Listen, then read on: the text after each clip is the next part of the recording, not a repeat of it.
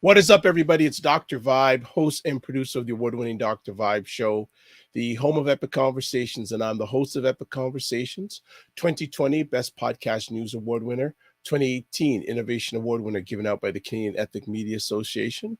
Also, I host the only online conversation in the world for dads and fathers that is co-sponsored by Dove Men Care. It's also co-sponsored by Dad Central, Canada's national fatherhood organization. And as always, I'd like to see you're blessed, highly favored, a magnet for miracles, and a solution for someone's problem. And we're broadcasting live on April 5th. And it's another new thing for the Dr. Vibe show. I had this wonderful gentleman on last week, and it was a long time wanting and a long time waiting. And after we went live, we said, you know what? He said, why don't we do this I said, why don't we do this on a regular basis? Like we do a monthly chat. I was up for it. He was up for it. So going forward, at least for the next little while, every Tuesday, first Tuesday of the month, we're going to have this young gentleman on. Sid McNairy, Art of Peaceful Living, is in the house. What's going on? Hey, how you doing? Outstanding, man. What's been going on since last week? Man, that's like, yeah, like we chat with each other once in a while, once in a while we hang out. Yeah, it's been eventful. We had the book launch on Saturday. That was incredible, and it turned out to be a prelim for our TV show, Conversations with Sid. Oh, and so that's now going to be happening live every 2 months. To do the talk show and have people in and ask questions. And so it just, the space opened up and spoke for itself. Like, all right, here's how you do it. Here's how you lay it out. And so absolutely incredible. And we just finished, and the cover of QK magazine will be releasing on Thursday. I really am trying to just keep surfing through it all because we. By the way, how was your one of our 13, Ayana? Hello, Ayana. How you doing? Speaking about surfing, how did the surfing go? Well, it's my first day back in 6 months. What was great about it was we were supposed to have a storm, so I was pumped to be able to say, okay, how quickly can I get back with the storm blowing in? And then the storm blew through too quick. So really it was such low waves. It was easy. And it was just a matter of being able to paddle out, smile at Liz, and paddle back in when we were ready. And so it was easy, but I look forward to actually having a little more challenging set to work with. How did it feel to be going back at it? I mean, I thought I might be nervous because, it's my eyes, the first time they're experiencing the ocean again.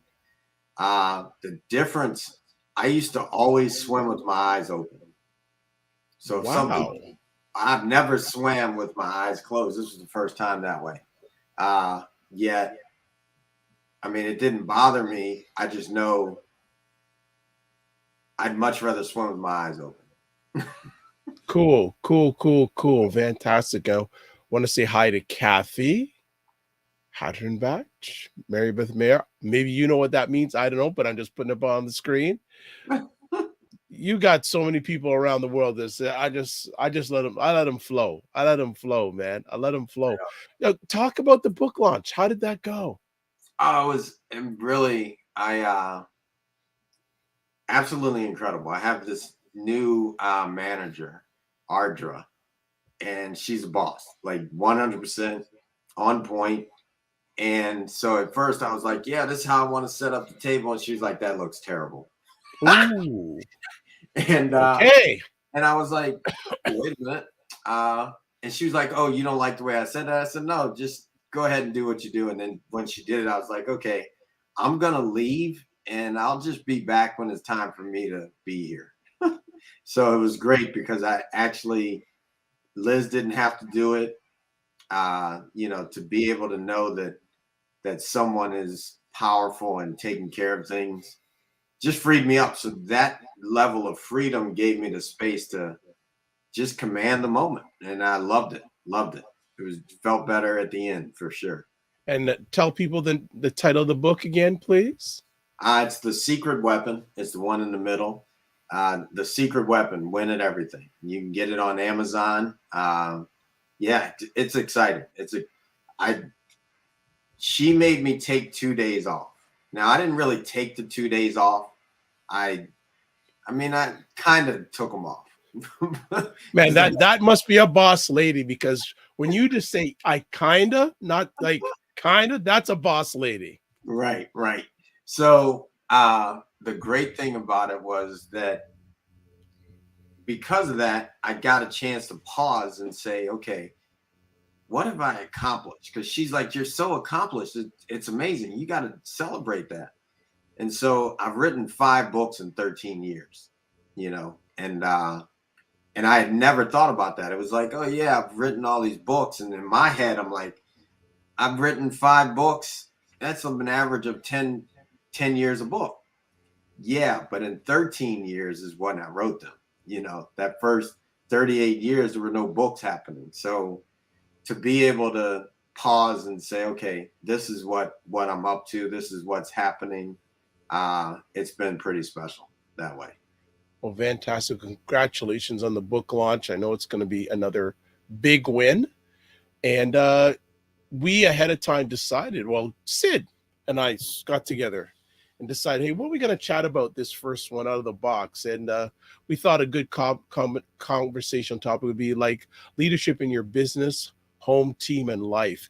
And Sid, you've been blessed to lead different people in different arenas, from sports to yoga to business.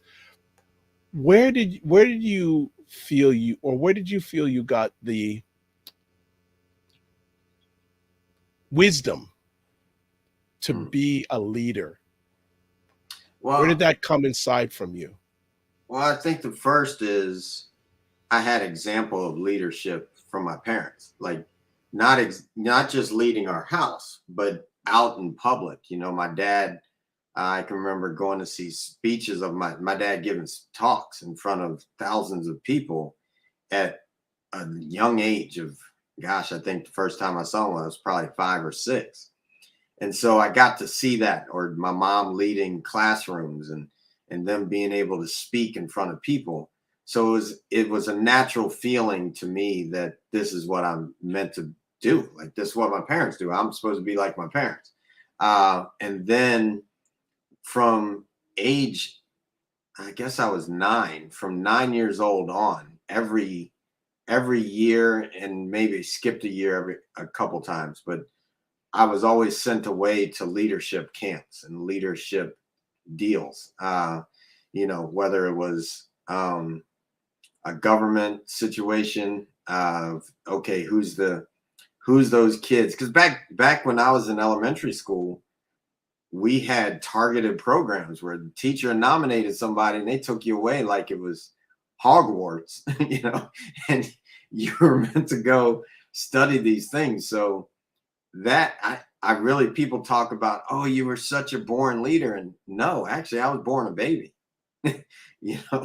and from there I had to learn to lead, and so I was always put in those situations. And fortunately, I had a lot of victories, like victories in sports, 454 wins and under 100 losses in my career as a athlete, coach, and all those things. And so that level of victories just gave me the confidence to lead.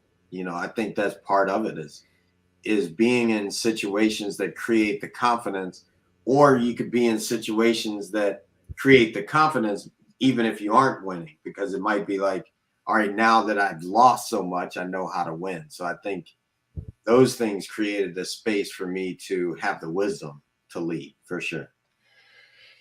Where did the lead, as far back as you can remember, where did the leadership journey start? I'd have to say back when I was playing soccer at 7 years old, my first time being in a sport, that would be the first time I really took on leadership in that way, because it was like, okay, I'm playing this sport. I'm scoring goals. Sid, you're the captain this week. Sid, you're the captain again. Sid, you're the captain. Sid, you're still the captain. And then so that space being put athletically for me, that level of leadership happens. I think another one would be, gosh, before we even moved away from Baton Rouge, Louisiana, I was the Prince of Mardi Gras. And so, I mean, I'm just, as I'm talking, I'm remembering different moments, but that was a big one, to be in the Mardi Gras parade in New Orleans, and they've got the King of Mardi Gras. He's sitting on the stage in his throne. And then here's little Sid sitting there as the Prince of Mardi Gras. So I think really it comes back to what my parents had been doing. I remember there's a card my parents have from someone when I was born that said, sorry we weren't there yet for the first week. Welcome to the new king. So even if they weren't saying, even if they were joking, that's why I'm not one to make jokes, because fortunately that if that was a joke written down on paper, the pen is mightier than the sword, and it's read, and now it's in my baby book. I can go back and I can read it, and I've read it since then. Now that I can read, I couldn't read as a baby. Now I can read. That's ingrained in my psyche of, okay, I'm meant to be the king. I was born the king. I was born the prince. I'm walking in the footsteps of the people before me, and they were kings and queens, and here I am now. So I think that all plays a part of it. So from the soccer arena, what was your next exposure to leadership? From the soccer arena, then the next one, I can remember going to the leadership camp. That was, I mean, we had to do like ropes and things like that, doing the different, you got to make sure that you get your teammate across the river without the teammate touching the river, and yet everybody else is soaked, but your teammate's hurt. How are you going to do it? So then we learned how to go cut pieces of the tree down and create a what do you call it? A gurney, and put rope and carry that person across and things like that. So I was exposed to those things early. And I think that was the next big step for me. And then even when I was a college football coach, I can remember they wanted to elevate African-American minority coaches. And I was taken away to the Miami Dolphins facility as one of the top 50 Black coaches in the country, to say, okay, these are the 50 coaches that we're going to make sure they elevate. So I've always been put in these situations of leadership moments where people just continue to call me forward. And I really can't tell you why, like, other than it was just the way it was supposed to be. It wasn't like, especially as I got older, it's not like they were calling my parents and saying, hey, do you think your kid could lead? For some reason, I think there's an energetic thing that just happens that we call people for. Excellent. Someone watching on LinkedIn, Ife. Yeah. What's up, Ife? All right. Thank you so much for tuning in. And if you're watching this live, please feel free to give comments, ask questions. Sid will do his absolute best to respond to any comments or questions that you have. Sid, let me ask, your parents set the foundation. Mm-hmm. What things did they, in the way they cared about their lives, rubbed off on you when it came to leadership? I'll say one of the biggest things that I heard a lot in the moments that it would be like, all right, I wasn't one that, I love sports, and some subjects in school weren't my thing. I wasn't it, like history wasn't my wheelhouse to go make sure I was going to be a great historian until I took sports history, and then I learned about all the other histories. And so I remember this statement being average isn't good enough. That Yep. I mean, I think that anyone that's made it as a person, a minority person, especially African American or African, uh, no matter what, you heard, at least I heard that. And so you were only going to make it in life if you were better than everybody else. So I had that thought that I had to just continue to move forward. And that came from my parents, you know, their experience of needing to excel in order to be where they were was passed down. I think that's been passed through many generations to all of us.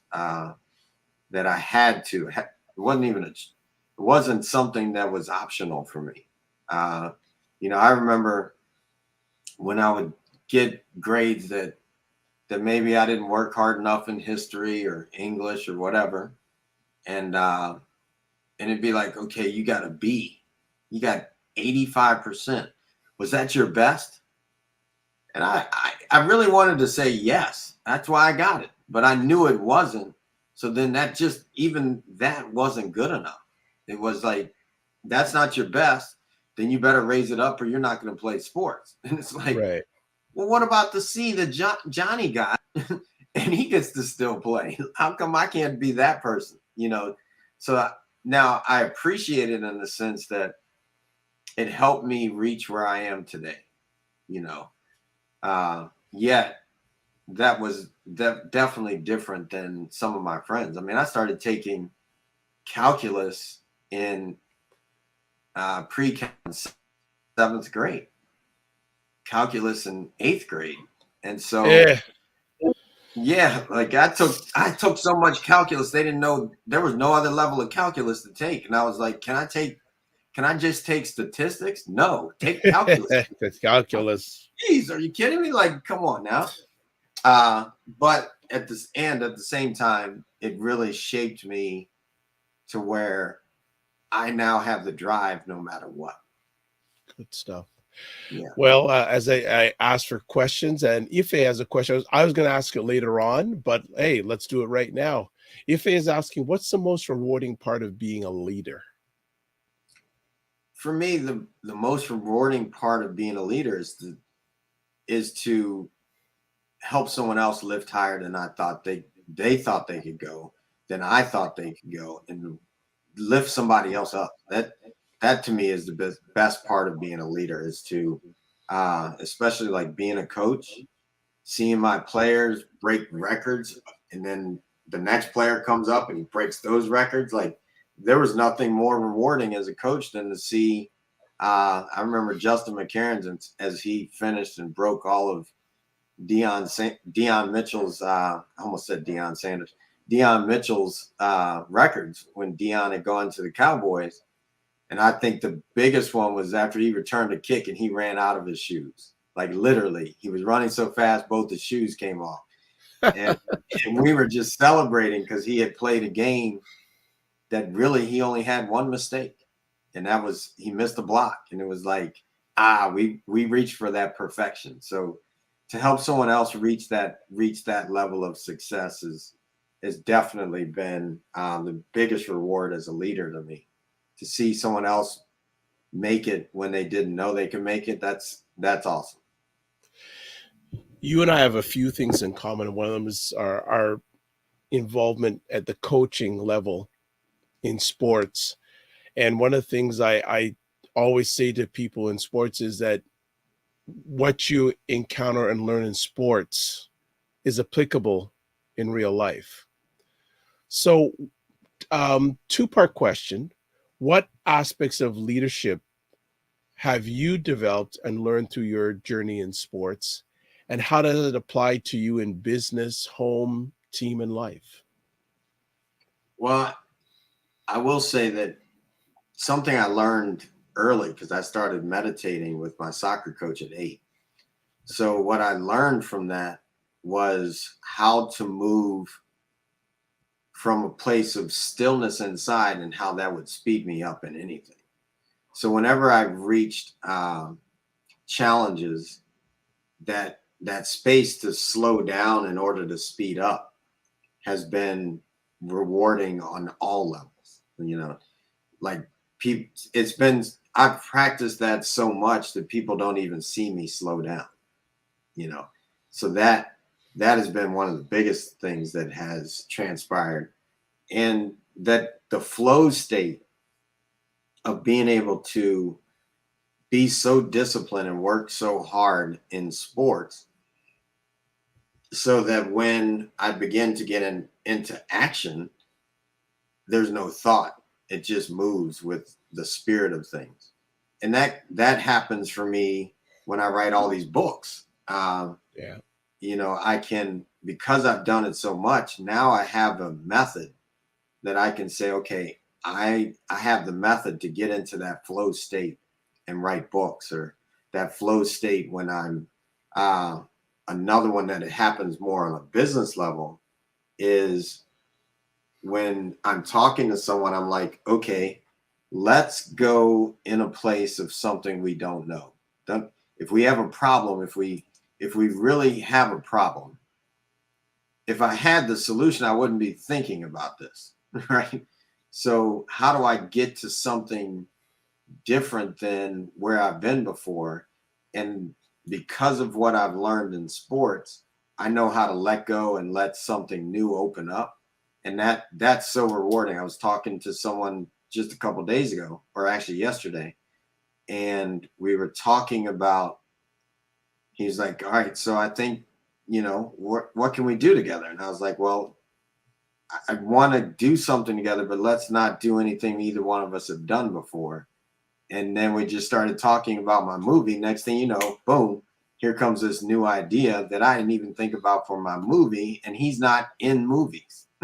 It just happened. It weaved the whole thing together. So that level of moving into a place of freedom from thought in sports has transferred into my freedom to see new horizons for anybody's business, mine or someone else's. And I definitely appreciate how that has evolved for me. Nice.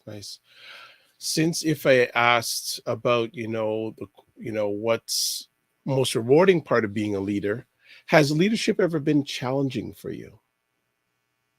Yes. And I'll say it kind of goes like this.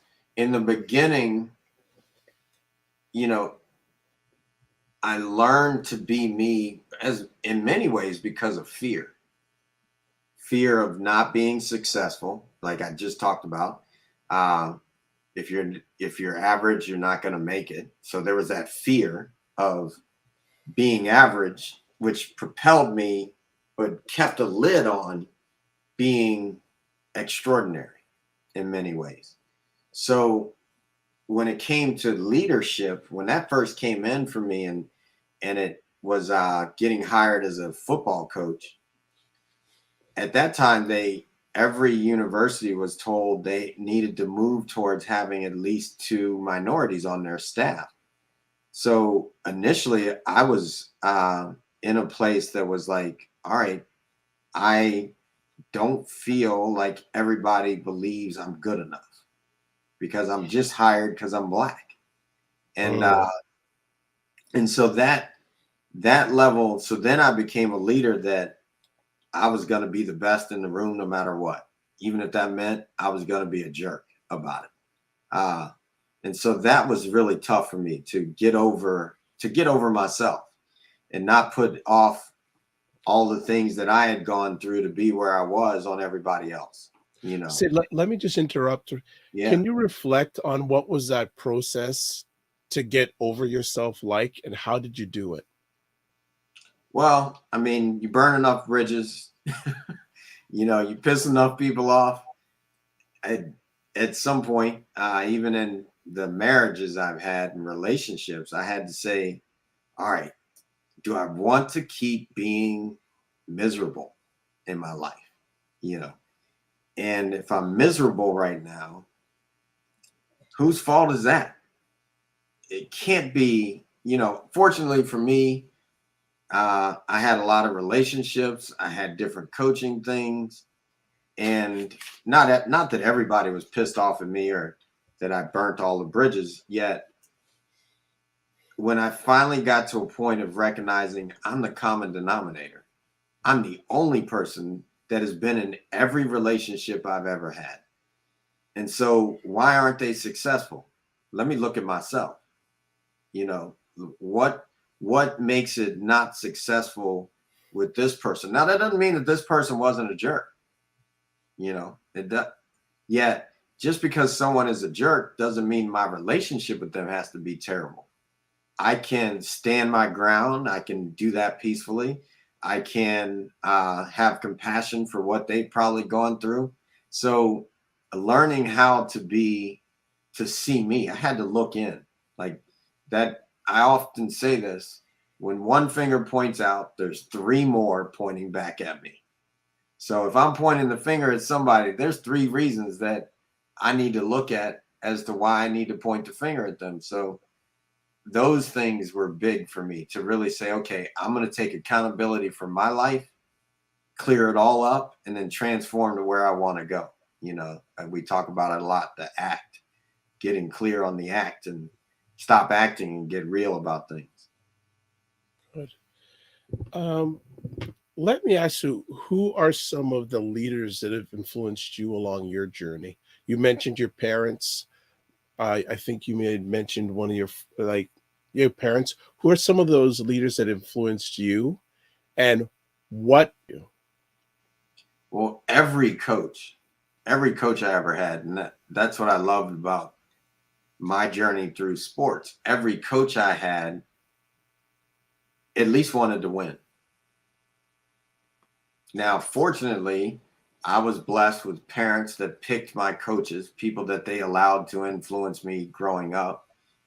So not only did they want to win, but they wanted to win and make me a better person.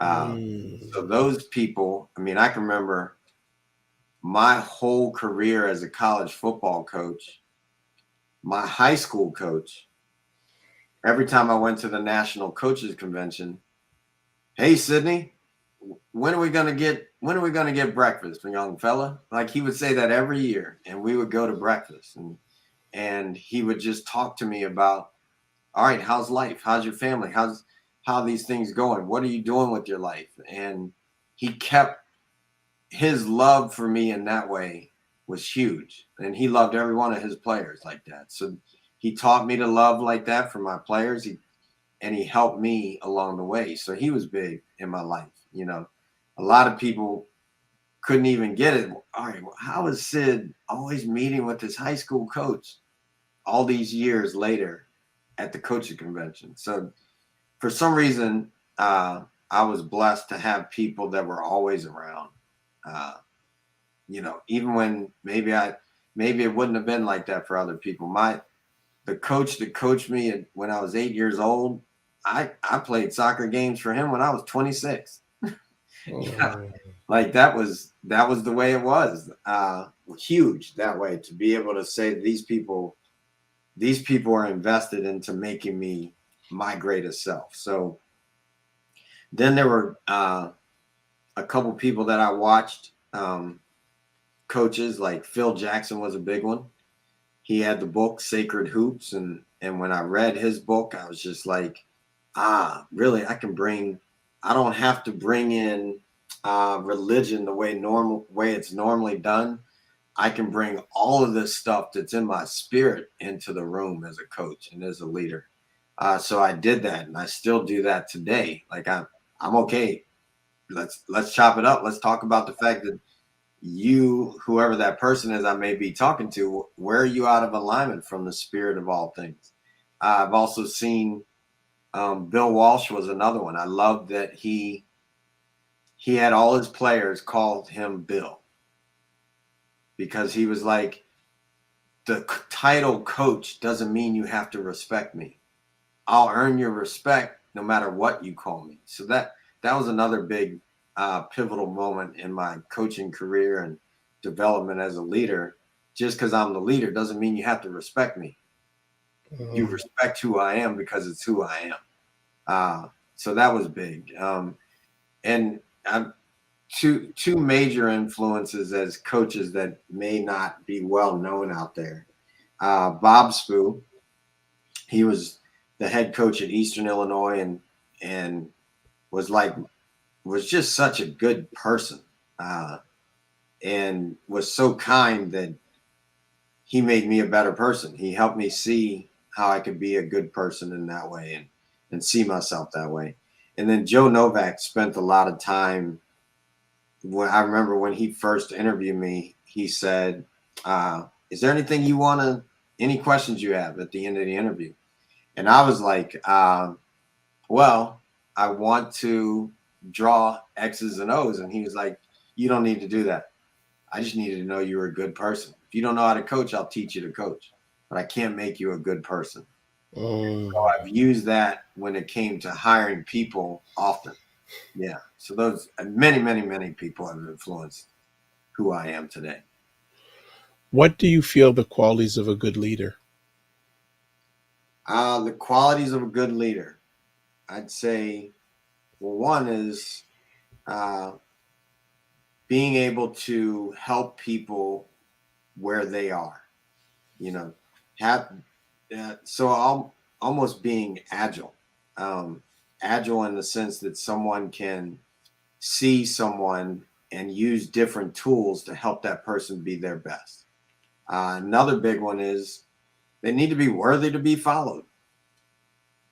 Like you can be a leader. There's some leaders out there that have done things in the world, and then the world's in a worse place. I'm not even going to use names because I don't want to even conjure them back into the world that way, but to be able to be worthy to be followed, and to be okay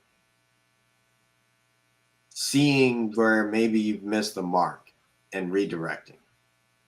There's nothing wrong with missing the mark. That's how we learn that there is a mark to hit in the first place. So I think that's being able to forgive yourself and keep going. And then courageousness. You got to be courageous to be a leader, because people are watching leaders, and we kill our leaders in the world. It really happens like that. Martin Luther King, JFK, Abraham Lincoln, Jesus. We can go on and on and on where they killed the people leading. And that's because they step outside of the box. And a lot of people are scared of people that step outside of what they see as normal. So do you think also a good leader also has discipline? Oh, definitely. I mean, I just took that one as a definite. Okay. No problem. No problem. Can leadership be lonely? Yes, because of the way it's been structured, at least around myself. People, it's like being the peace guy. People will challenge your peace, like, oh, let me do this. And see if you still have peace. Or what do you mean you're the leader? Well, what if I do this? Yeah, it can be for me, there's been this space that I've had to grow myself in order to be able to stand with someone and lead them at the same time. Like that's a huge awareness for myself to step into. But yeah, it can definitely be lonely to move through that space. You do a lot of leadership in different areas. Are the core values of your leadership displayed in each one of those areas, like in sports, in yoga, or do you have to adjust your leadership style in the different arenas that you are exposed to? You're smiling, so you like that question. Good stuff. Yeah, I'm Sid wherever I go. I mean, it used to be I was a lot harder when I was younger leading as a coach. I mean, people were older than I was, so I thought I had to bark in order to get them to go. And then my players would come to my house and be like, hey, man, you're the same with your kids like you are with us on the field. And I'd be like, I'm Sid wherever I go. Like, that's it. So now what I learned was that didn't always work.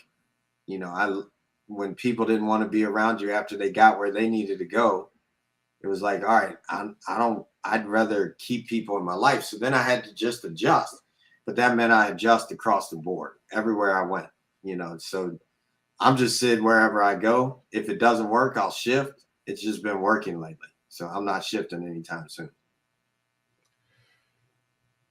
Has leadership changed in your journey?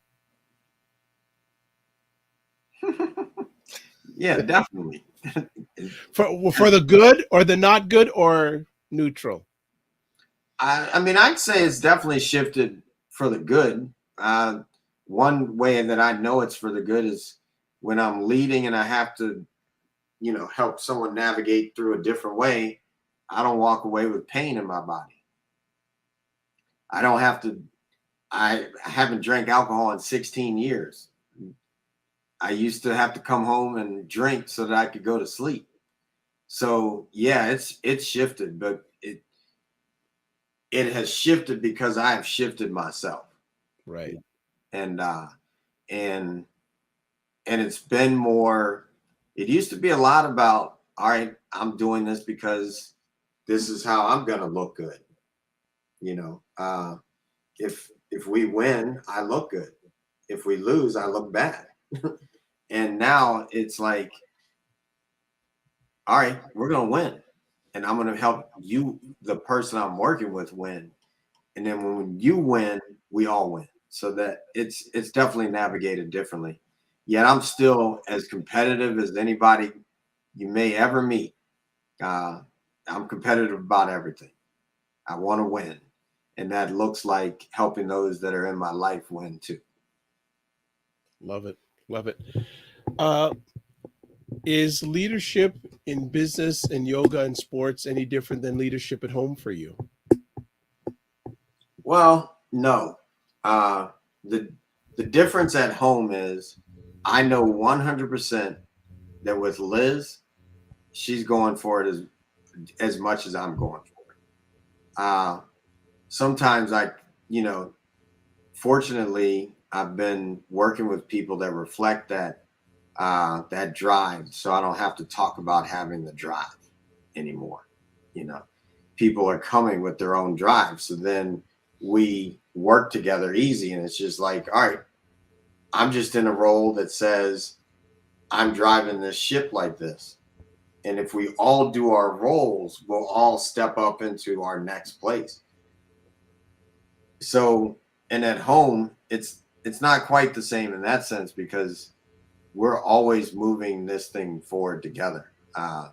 So leadership for me in our home just looks like being the support for Liz. Like, all right, and I'd love for her to continue to step into more leadership. My friend, before he passed, he was like, hey man, you need to learn to work less and make more. I've been trying to work less every day since that.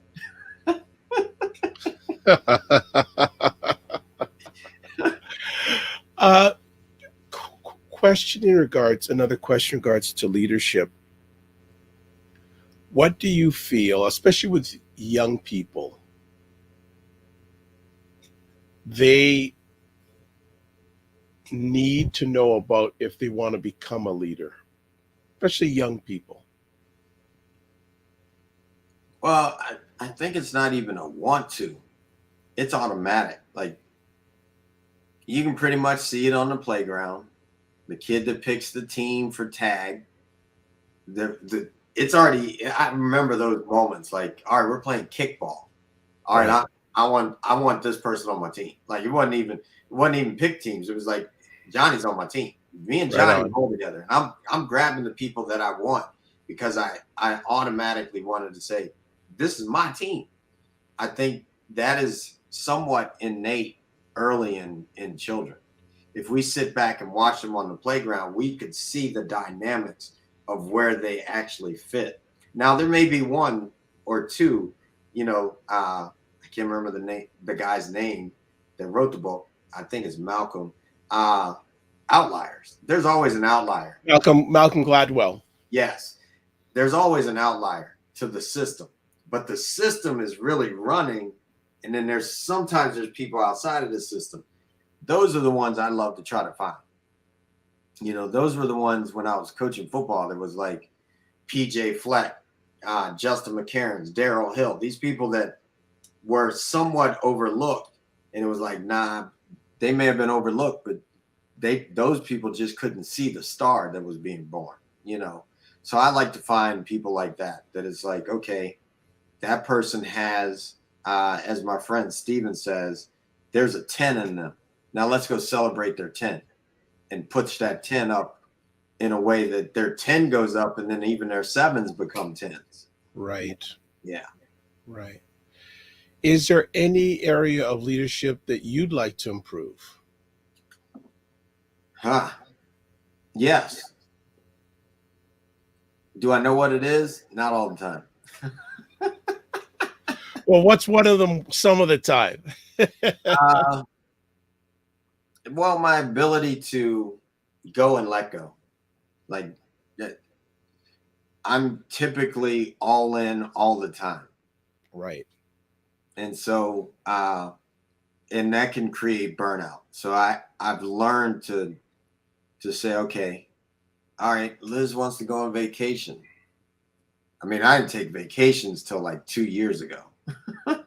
Wow. Like literally, I would schedule a vacation around the teacher training. Like, I'm going to do teacher training and I'm going to take my kids to the beach. So this year in Connecticut, we're going to start teacher training at 5 a.m. We'll be done by 2:30 so that I can go spend the rest of daylight with my children on vacation. But they would sleep anyway. So for them, that was vacation. For me, it was like, nah, I'm here working and we're going to work and I'm going to get it done and blah, blah, blah. But that level of drive, though, has created a lot in my life. Now, I had to go through burnout to recognize, all right, wait a minute, slow down. We can recover and keep going. So I'd have to say that's probably, and I'm gotten much better at it. I mean, I still am that way. Like I go take a walk on the beach almost daily. I made my life my vacation. And now as I go take that walk on the beach, I'm still on Clubhouse or I'm making my business calls. So yes, I hear them. I hear them. Hear them. So yeah, I mean, that's definitely it, is to continue to create that space of rest. Where do you feel your strengths are when it comes to leadership? My love for winning is definitely a strength. It's such a strength that what has evolved in that space, though, is I can handle the we'll call it a loss. I don't even like to say that word. But definitely I can handle the missteps and recalibrate quickly and keep going. That's what's evolved for me. Yet I love to win. Laughing is winning to me now. Yes. So yes. That I used to be so serious about wins and losses, man. It would be miserable. It'd be like, hey, get away from me because we just took an L. And unfortunately, I learned in these teams that we took over that we were losing big for a couple years. It was like, all right, I got to stop being so miserable because I'm not sure we're ever going to stop losing. So, I mean, what am I going to do about that? So that space has really been big to just be happy about life, regardless of the wins. That becomes a win. Yeah. When I can be okay with the loss, but still striving for the victory. That's the win to me, for sure. Well, as we wind it down, any final words you want to talk about in regards to leadership before we let you go win somewhere else? I'd have to say, I love helping other people win. Like this right here, sitting on my desk. When I go work with a team, it's in my contract that when we win, I get a ring. So I love helping people win. I love these little types of trophies that sit on my desk and things like that. Yeah, I was born to win. We all were. Like, none of us were born to lose. Now go make the wins happen There and you help go. somebody else along the way. Wonderful. Well, Sid, thanks for starting our new journey. This is Yeah. fantastic. And thank you for taking the time to share with us today. One of our 13 family says, yes, work less. Hyena works very, very hard. So she gave the hand clap about working less. We agree with you. Work smarter, not harder. Big time. Right. Big time. So if you want to find out more about Sid, there's the contact information, website, Instagram, Facebook, and on Clubhouse, where you'll find him more often than at any place. It's The Art of Peaceful Living. Go check that out. Also, we want to just share the book that you need to buy, that they just did their launch. I saw the pictures. Very nice, by the way. Had some very nice pictures. So we're going to just show it here right now. There it is, The Secret Weapon.